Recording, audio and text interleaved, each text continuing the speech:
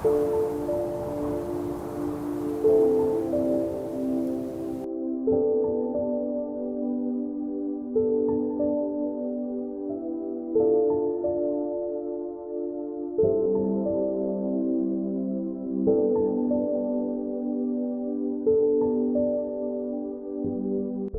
have been using Redmi Y2 as my daily driver for nearly 2 weeks now, as I had the opportunity to get the review unit before the launch.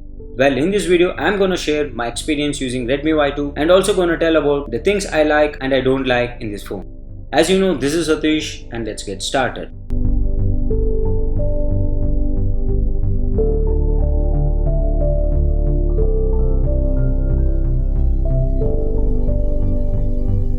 The primary aspect we see in a phone is the design and the build quality, so let's talk about it first. Redmi Y2 grabs attention of people with its unibody design on back, which has premium finish made of plastic and metal.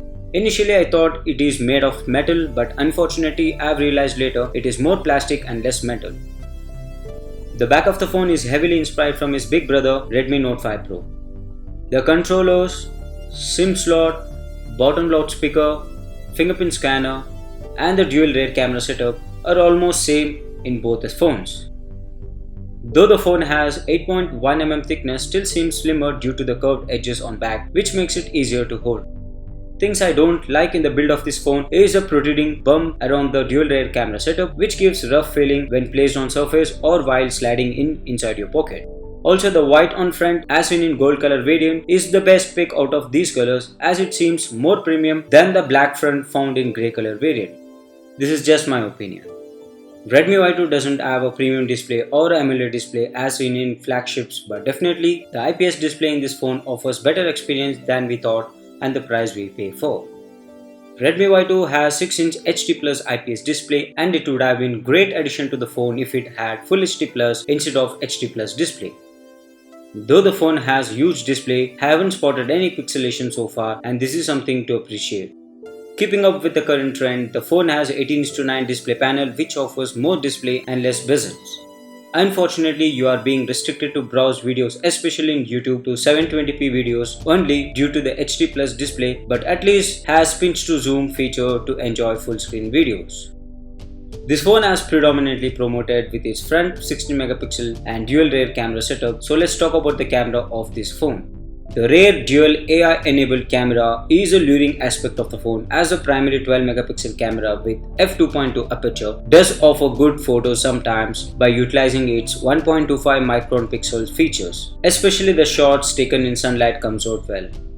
The secondary 5MP camera, which helps to blur the background and gives you portrait shots. The rear 12MP camera is capable of recording in 1080p videos and has stabilization support, hence helps to stabilize the moments when you are in action.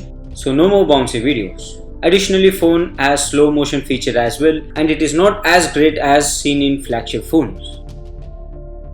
The front 16MP AI-enabled camera, which is an influential factor to buy this phone, produces awesome selfies. Another great addition to this phone is the portrait mode on front camera as well, which blurs background just like the dual rear camera. To keep you bright from the darkness, there is front LED flash as well, which should be a savior in low light conditions. Overall, it's a treat for those who prefers to take selfies very often.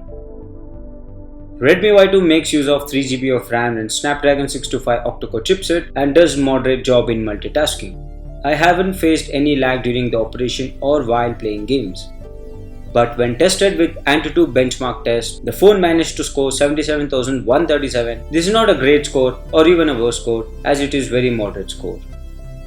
Xiaomi did good job in bringing stock OS in Mi A1, which had mighty hardware and stock OS.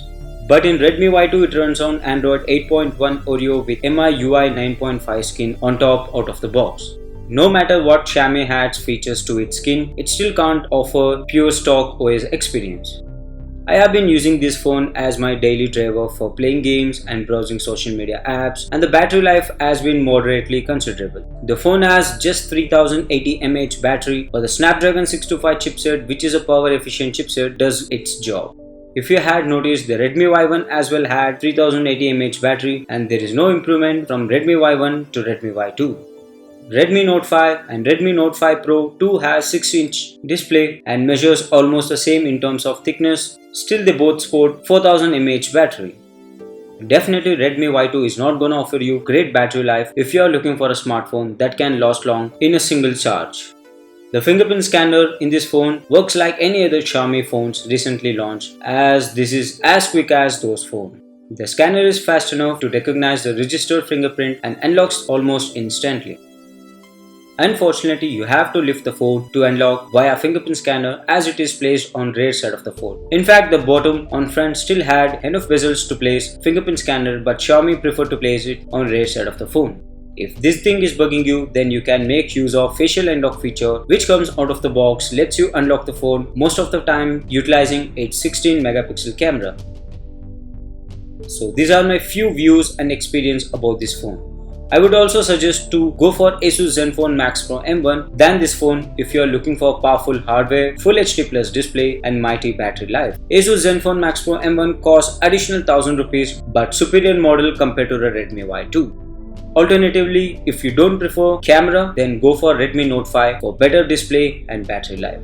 If you think I deserve a credit for making this video, then hit the subscribe button and show your love.